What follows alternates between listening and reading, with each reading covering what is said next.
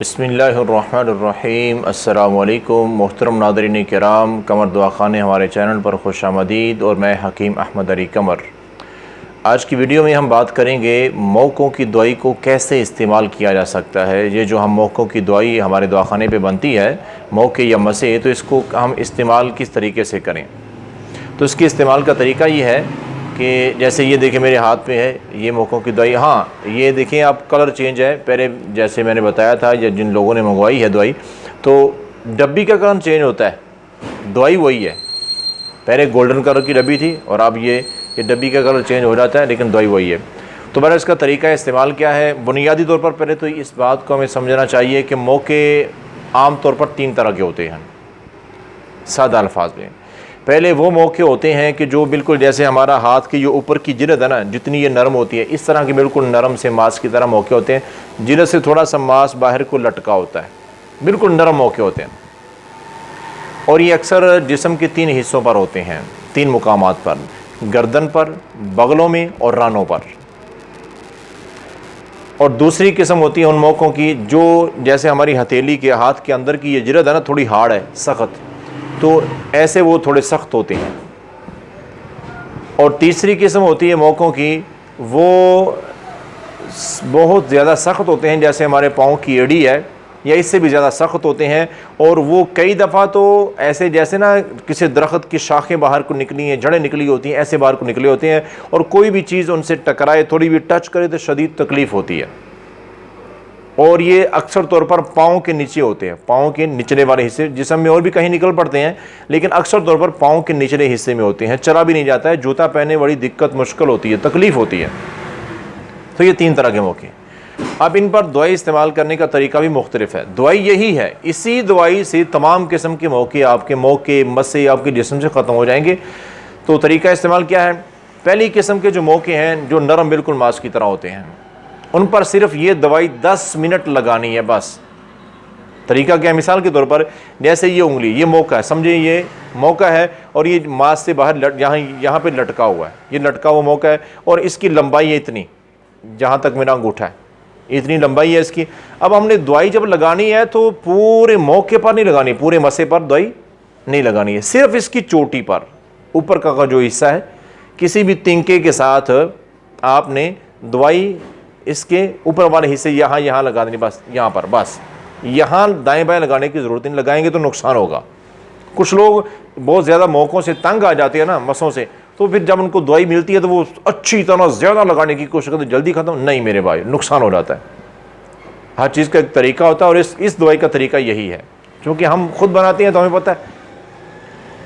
तो इसको क्या करना है कि सिर्फ चोटी पर, यहाँ पर ऊपर के हिस्से पर दवाई जितनी सी लगा दी, बस ठीक है। उसको छोड़ दें सिर्फ 10 मिनट। जो नरम मांस की तरह मौके ना, गर्दन, बगलों और रानों पर, सिर्फ 10 मिनट एक मौके का टाइम है, क्योंकि अक्सर ये मौके ज़्यादा होते हैं, 5, 10, 15, 20 मौके हो जाते हैं। तो ये ऐसा ना हो कि एक मौके पर लगाई, फिर दूसरे पे लगाई, फिर तीसरे, चौथे, 5वें, 10वें मौके पर जब जाके लगाई है तो पहले का टाइम 10 मिनट हो चुका है, तो हम सारे पे लगा के बाद में देखेंगे 10 मिनट, तो वो नुकसान हो जाएगा। तो जिस मौके पर, जिस मसे पर दवाई लगा दी है, 10 मिनट के बाद वो दवाई उतार देनी है, किसी भी टिश्यू पेपर के साथ या किसी भी खुशक का। और उतारने का तरीका क्या है, ये देखें, ये मिसाल के तौर पर मेरे शायद, हाँ ये है, ये खुशक कपड़ा है, तो ऐसे यूं उतारनी है दवाई, यूं उतारनी है दवाई, इस तरह से नहीं उतारनी है। ऐसे साफ करेंगे तो 7 वाली जिल्द पे लगेगी दवाई और नुकसान कर जाएगी। अब यूं दवाई उतार दी है मौके के ऊपर से 10 मिनट बाद, और अभी भी कुछ ना कुछ दवाई ऊपर खुश्क हो चुकी है, वो नहीं उतरेगी, वो लगी रहेगी। और 10 मिनट दवाई ये थोड़ी ठंडक महसूस कराती रहेगी, ताकि अंदर जड़ तक इसको ये ख़त्म कर दे। 10 मिनट के बाद जब दवाई उतारेंगे तो कुछ ना कुछ दवाई लगी हुई है। अब उसके ऊपर अगर पानी लग गया ना, तो वो फैल जाएगी और ज़ख्म करेगी। तो 2 घंटे तक पानी नहीं लगना चाहिए यहाँ पर, बस इतना काम है। और ये मौका ख़त्म, अभी नहीं ख़त्म होगा, आधे पौने घंटे बाद, 2 घंटे, 3 घंटे बाद देखेंगे तो ये काला हो जाएगा, बिल्कुल ब्लैक, फिर खुश्क होना शुरू हो जाएगा। दवाई दोबारा नहीं लगानी, दोबारा नहीं दवाई लगानी है। 3-4 दिन के अंदर ये मौका खुश्क होकर खुद ही जड़ जाएगा। आपने नहीं उतारना है इसको कि खुश्क हो गया, आप चिपड़ी सी बन गई, उतार दे, नहीं, फिर जख्म बन जाएगा। अगर ये खुद ही गिरेगा 3-4 दिन 5 दिन के अंदर तो इसका निशान भी ख़त्म हो जाएगा। जैसे मैंने बार बार कहा था कि मेरे पुरानी वीडियोज़ में मेरे भी यहाँ पर मौका था, अब उसका निशान भी नहीं है, ख़त्म हो गया। तो ये निशान तक ख़त्म हो जाएंगे इसकी। तो ये तो हम जो मास की तरह मौके हैं वो। अब जो थोड़े सख्त मौके होते हैं जैसे हथेली की ये जिल्द है, तो उन पर यही दवाई इसी तरीके से लगानी है, इसी तरीके से उतारनी है, लेकिन दवाई की टाइमिंग में इजाफा हो जाएगा। 10 मिनट की बजाय 20 मिनट दवाई मौके पर लगी रहनी चाहिए, 20 मिनट का उतार दें।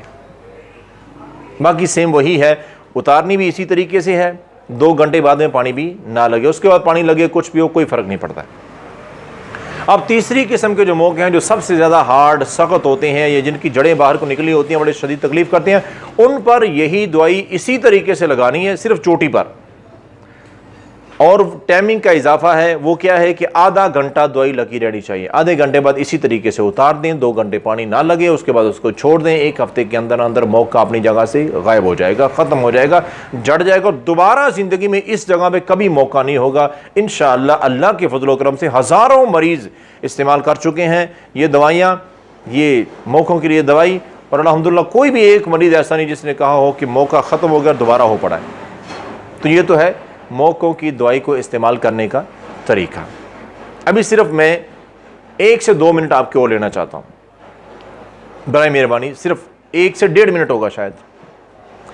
इसी तरह एक ख़ास मर्ज़ और है जिसका हमारे पास बेहतरीन इलाज है, वो है मैदा की ख़राबी। कुछ लोगों की मैदा इस तरह ख़राब हो चुका होता है कि उनका खाना खाने को दिल ही नहीं करता और दिन ब दिन बिल्कुल पतले होते जा रहे होते हैं, दुबले पतले से उनका जिस्म बन जाता है, कमज़ोरी इंतहा दर्जे की, खाते बहुत हैं, बड़ी कीमती चीज़ें खाने की कोशिश करते हैं, दिल ही नहीं करता है, ज़बरदस्ती खाते हैं, खुराक लगती नहीं है।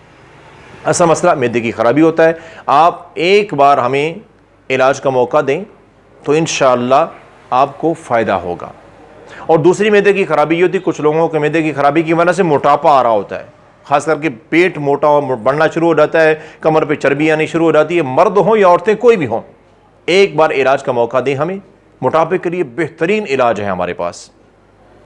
और इसी तरह अगर आप खुद आ सकती हैं इन दवाइयों को लेने के लिए हमारे पास तशख़ीस के लिए, तो बड़ी अच्छी बात है। अभी डिस्क्रिप्शन में इस वीडियो के नीचे ही आप देखेंगे तो जहां कमर दवाखाना लिखा हुआ उसके नीचे फ़ोन नंबर लिखा हुआ है हमारे दवाखाने का, और उसके नीचे जो एक नीले कलर का, नीले रंग की लिखाई है, इंग्लिश में लिखी हुई है, वो लिंक है लोकेशन का। आप उस पर टच करेंगे तो हमारे दवाखाने का लोकेशन आपके सामने आ जाएगी, तो आप आसानी यहाँ पहुँच सकते हैं। अगर ज़्यादा दूर है तो आप जहाँ चाहें घर बैठे फ़ोन करके दवाई मंगवा सकते हैं, आपको दवाई मिल जाएगी।